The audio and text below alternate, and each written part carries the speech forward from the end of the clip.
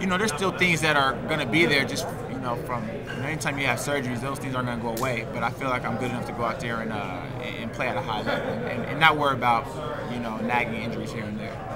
Greg just said today that he didn't feel like he'd be ready for the start of the regular season. How do you feel about that? Well, I had heard, I think it was in the media that they're not going to put a time on when he's going to come back. So I kind of been prepared for that. Biggest thing is, you know, we want Greg to be ready, you know, in April, and we're going to need him, you know, especially in that mid part of the season. So, you know, he just needs to take his time and do what he needs to get back to where he feels he's comfortable and confident in playing. And we'll do the best we can to hold down the fort early. I think it's a lot easier to hold things down early than it is late, you know, when teams are at their best. So we want to be at our best, you know, in April. And right now we'll do the best we can to play at a high level so when he comes back, he can just fit right in. What's your goal for this team? What can you guys accomplish? You know, I said it earlier. I'm kind of throwing the whole goal thing out the window. We're gonna prepare. We're gonna prepare to win a division, and then we're gonna prepare to get out the first round. So I don't know how we're gonna write that, but I'm just preparing to. I'm just preparing to win this division and to try to get out the first round. And we're gonna work. I think that's the most important thing about it. Have you had a chance to play with Matthews and any pickup games or anything? Yeah, we played for a couple weeks. He came to town. We played I think 2 weeks.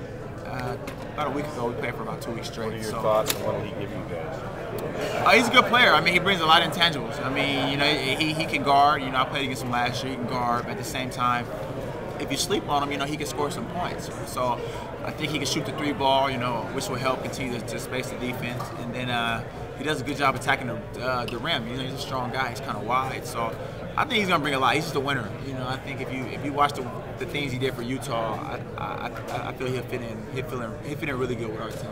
Brandon, Rudy said that he talked to you and LaMarcus about his desire to be in Spain. It sounds like he's kind of homesick, for lack of a better expression. Is that kind of what you got from it? Yeah, I didn't take any of it personal. I just feel like he's a guy that was really homesick. You know, the year before he had Sergio here.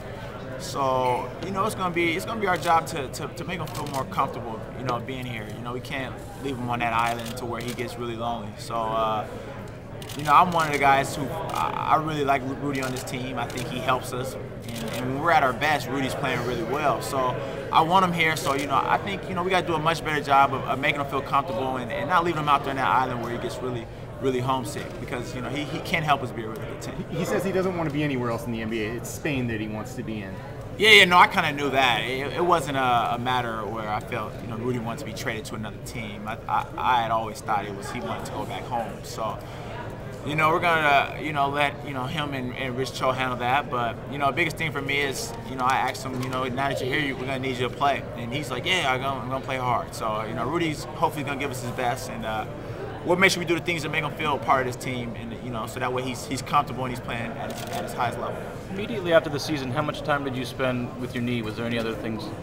Nah, I didn't do anything. You know, like I said, you know, when we were going through it, once the surgery was done, you know, it was just a matter of how good I felt getting back on the floor. And, you know, I could tell about a month afterwards, I felt like I was able to get my explosiveness back, you know, where when I first came back for that series, it was just hard to, you know, to run and jump at a high level. But all those things came back, so I haven't really, you know, thought much about it since then. What else did you do with yourself this summer?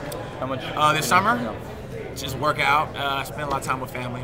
That was big for me this summer. Just try to spend some time with my family. So that way I want to put a lot into the season, and I felt I gave my family a lot of time, and they understand that this is a big year for me personally and for this team. So I'm a couch potato anyway. So being bored is a good thing to me. Why is this, Brandon?